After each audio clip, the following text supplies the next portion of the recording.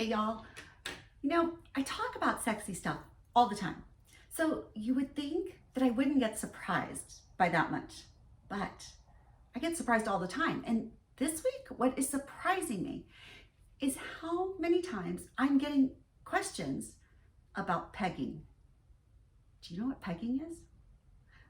It's amazing. I'm Beth Darling, your sexy genius.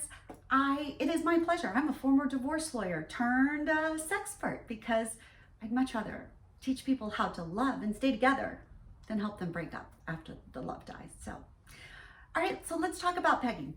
If you've heard of it, great. It's amazing to me that it is becoming more and more mainstream. And it's not amazing to me because I think it shouldn't be.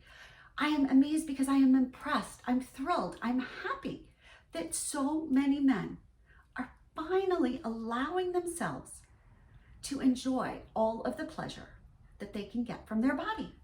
Because in the past, pegging wasn't okay because of all sorts of homophobia, all sorts of taboos, etc. The same way BDSM wasn't okay.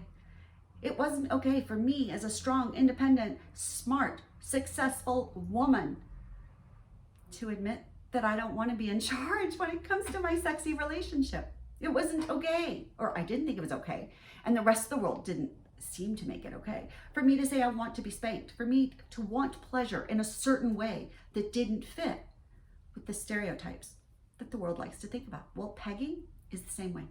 Because, okay, for those of you who don't know what pegging is, it's very simple.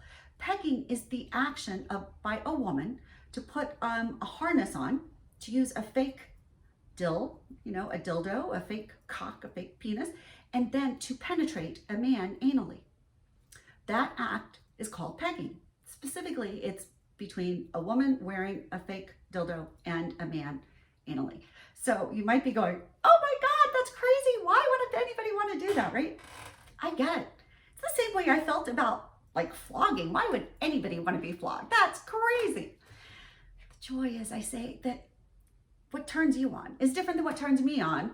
And I can think you're crazy and go, oh my God, I can't even imagine. And you can hear what turns me on and go, oh my God, you're crazy. Tell me more. So whether you like it or not, whether it appeals to you or not, I just ask, please, in this world of my fantasy world, Beth's bed talks, my hopeful romantic always, I just ask that you appreciate that you find it crazy. That's good. But then don't actually judge. Okay, just withhold judgment. Oh my God, I just don't even know. I never even thought about this. That is totally good. So then let's talk about why would somebody want to get pegged? Well, men have about, say, 4,000 nerve endings in their cocks. You know how many nerve endings around their ass they've got? The same as us. About 4,000 nerve endings around their ass.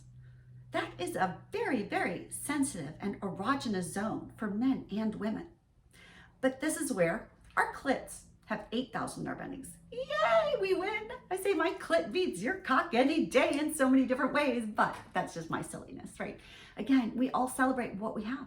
But the thing is that for men, not only do they have those nerve endings around their asshole, but inside, there is a magic spot called the prostate. And I have a feeling most of y'all, you've seen me before, you've heard me talk about prostate play, so you know already about it probably. If not, if y'all haven't, go check out, I've got my 3 most popular videos are all about prostate play, so go check those out. But it's this magic, the prostate's walnut-sized gland that surrounds the urethra inside, and the best access to it is through a man's butt. That prostate is kind of like the female G-spot. It is a magical place of lots of pleasure. And here's the kicker.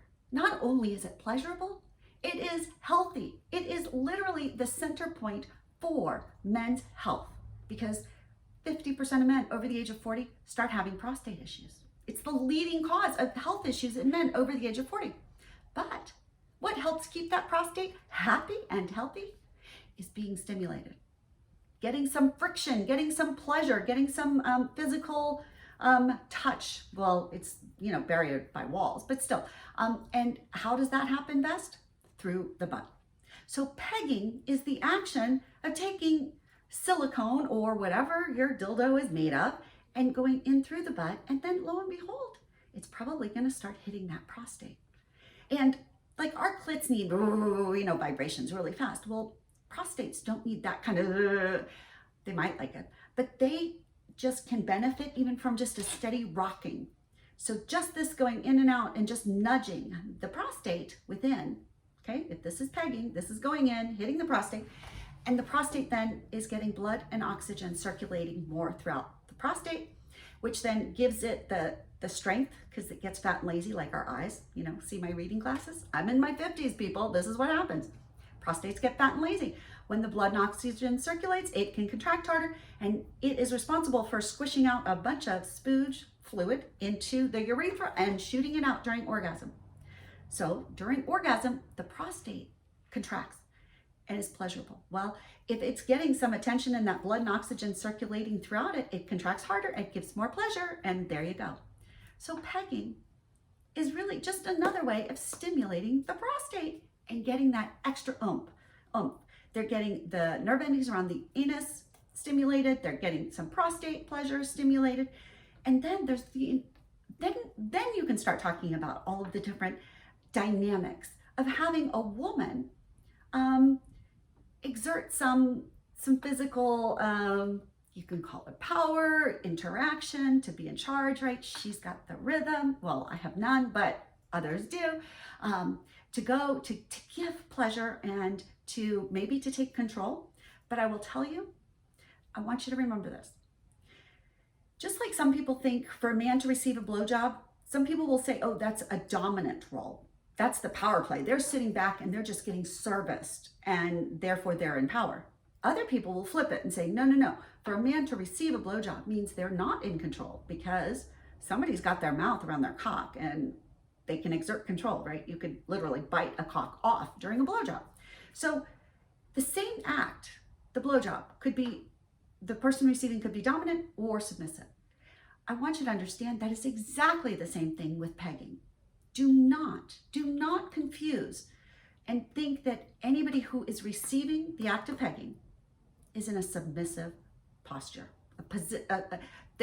The physical posture maybe, but because they're receiving some physical, but they are not necessarily in the power dynamic of the submissive. They may very well be the one in charge, saying, okay, go faster, go harder. No, peg me now, don't peg me now. No, I'm not gonna let you. Yes, I want it.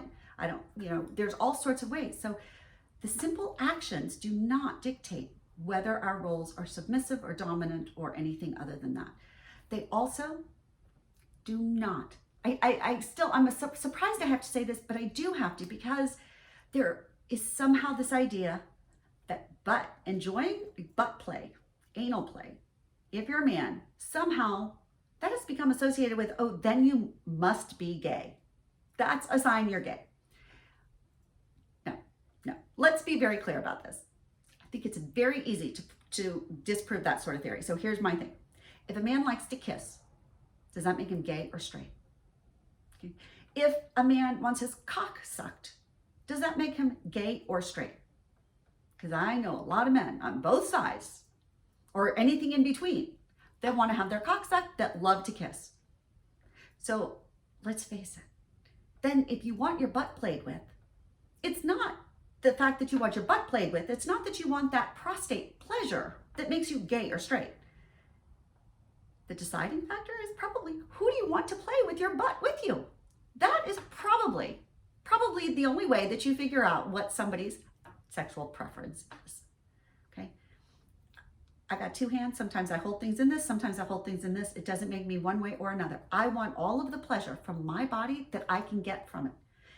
And my preference is for a male partner. It's the male partner that makes me straight, if you will. Well, it's not a desire for pleasure in a particular part of your body that makes you good, bad, evil, gay, bi, anything. Please remember that. So the next time you hear or you read or somebody says to you something about pegging, I don't want you to fake like, oh my God, I'm totally cool with that. Because, no. It's okay to go, oh my God, it's so crazy. I still don't, I've never done it. I don't know. That's okay. Just be like, hey, what do you like about it? What appeals to you? Tell me more. Again, let's laugh with everyone. and how crazy it is, how much pleasure there is to be had, that we can be virgins at things at any age, and we never, never, ever run out of exciting, new, fun, sexy things to do. So if you're thinking about pegging, talk to your partner about it. Maybe bring them and let them watch this video, and hell, then you can always laugh at Beth and go, throw me under the bus anytime that you need to. Just make it count. So start a conversation and talk about it, and recognize why there is pleasure for both partners in pegging, because there are a lot of women I know who really love to be able to give pleasure to their partner. Sometimes they want to do it, they like to be the one in charge of the rhythm. And by the way, there are all sorts of harnesses that can accommodate vibrators that are hitting her clit while she's penetrating him. So don't think that it's only a one way, right? Nothing in sexy fun is just one way. The idea is that it should be fun for both. So if you've got questions about this, let me know. Really, I love to hear. We'll do some more follow-up, but send me your questions if you have some experiences. At some point, I'll do another video and we'll talk about the hows and wheres and things like that, because obviously lube, different harnesses, all sorts of things. But for right now, I just want you to just walk away smiling and going, who the hell thought that I'd ever learn about this thing called pegging? And who the hell thought that this would be something that the world is talking about? And if you live on a street, I'd tell you probably 2 or 3 out of 10 people have explored pegging or are trying to do so sometime soon. Those are just my offhand numbers. I haven't seen the statistics yet, but pegging, it's coming to a neighborhood near you, to a home near you, I promise you. So talk about it, think about it, let me know. I am Beth Darling, your sexy genius. Please take a look at go to sexyedschool.com. You can go find my classes on oral pleasure, pleasing her, cunnilingus, fellatio, as well as a prostate video for men who want to explore the idea of increasing their orgasm. And you can also find my podcast, Come With Us Podcast, at sexyedschool.com, or you can go to comewithuspodcast.com. So please, and if you like this video, please hit like and subscribe to this Darling Way, Beth Darling channel, so that you can keep up with all the latest videos. I'll be doing lots more on a regular basis now. So big hugs, lots of love, and happy pegging to you. Happy pegging to you. Bye.